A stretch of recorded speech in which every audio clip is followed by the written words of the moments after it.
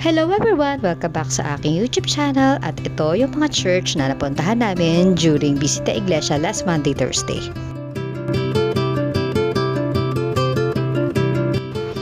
Una namin pinuntahan ay ang San Roque Church.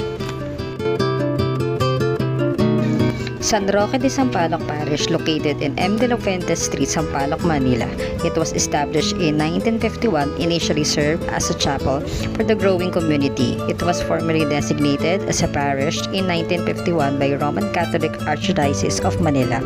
Over the decades, it has undergone renovations and improvements.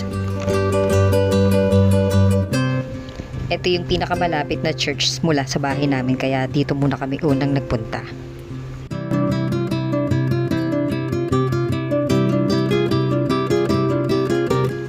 Next ay ang UST Church. The Santissimo Rosario Parish located within the University of Santo Tomas Central Seminary Building.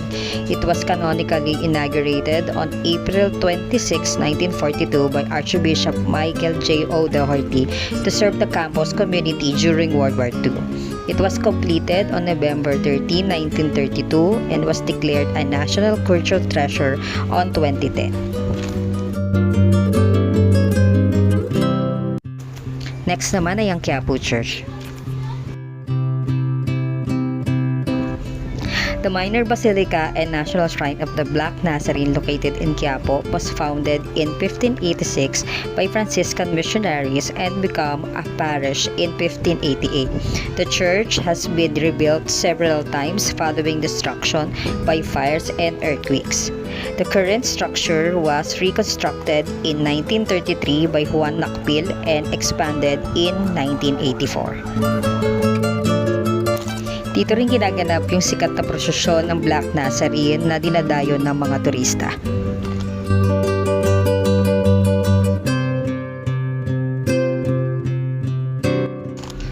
Ito naman ang Santa Cruz Church. The Santa Cruz Church was originally established on June 20, 1619 to serve the Chinese population. It is a historic Baroque-style parish known for enshrining the Our Lady of the Pillar in 1643. Destroyed in World War II, the current church was completed in 1957, becoming a major shrine under the Congregation of the Blessed Sacrament. Ito yung first time na makapunta at makapasok ako dito sa church na to.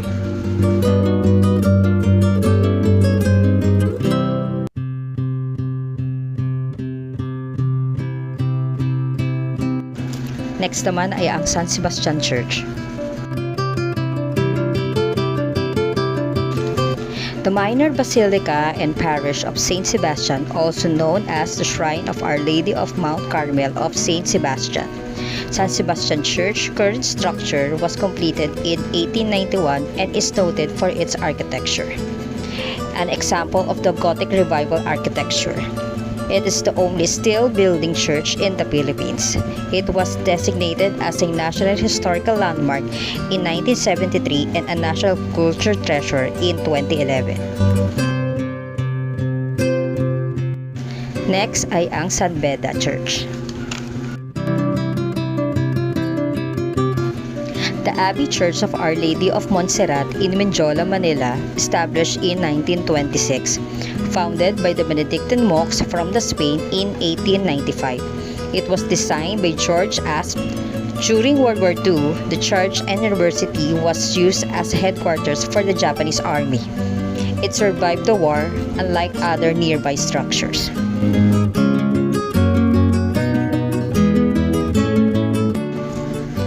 Saint Anthony Church in Manila. The Saint Anthony of Padua Shrine in Sampaloc is a historic Franciscan church established in 1794, famously paired with the adjacent Our Lady of Loreto Church, rebuilt after destruction in 1945. It served as a major shrine housing a rescued image of Saint Anthony and is known for its Tuesday devotions.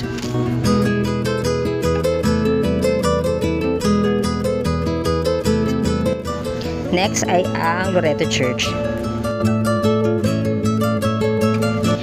The National Shrine and Parish of Our Lady of Loreto in Sampaloc, founded in 1613 by Franciscan friars, is a historic church dedicated to the Virgin Mary.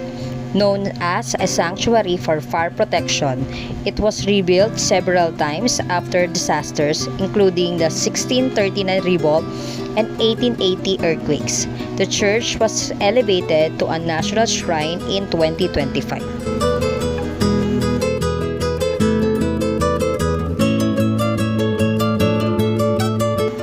Ito naman ang St. Jude Church.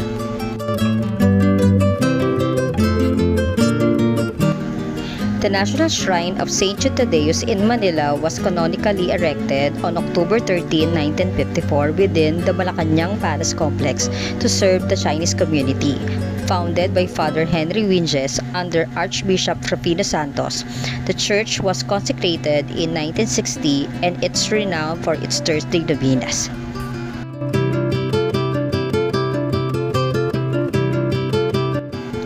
Thank you for watching. Please subscribe to my channel.